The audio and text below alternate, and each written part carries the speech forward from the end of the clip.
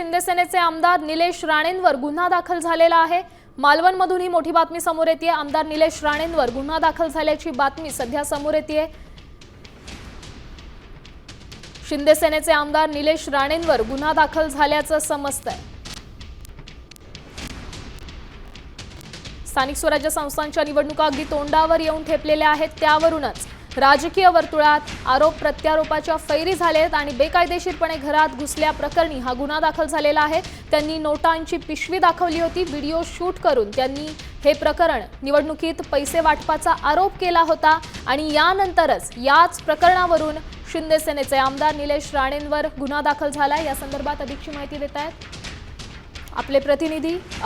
नेमकं काय सांगाल? निलेश राणेंवर गुन्हा दाखल झालेला आहे, पुढची काय अपडेट आहे? नक्कीच नुकतीच हा गुन्हा दाखल करण्यात आला आहे। मालवण पोलीस ठाण्यात हा गुन्हा दाखल झाला आहे निलेश राणेंच्या विरोधात।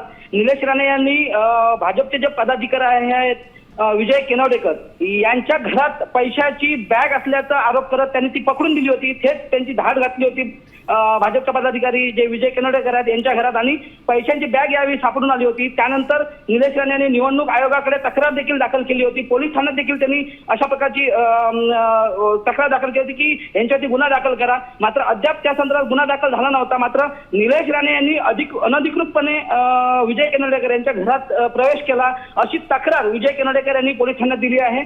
त्यांनी पत्रकार परिषद देखील घेतली होती। यावेळी त्यांनी म्हटलं होतं की निलेश राणे यांनी माझ्या घरात बेकायदेशीरपणे प्रवेश केला, आमची परवानगी घेतली नव्हती आणि हे माझ्या व्यवसायातले पैसे आहेत असं विजय केनवडेकर यांनी सांगितलं होतं।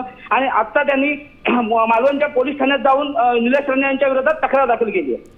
नक्कीच धन्यवाद आपण दिलेल्या या सविस्तर अपडेटसाठी।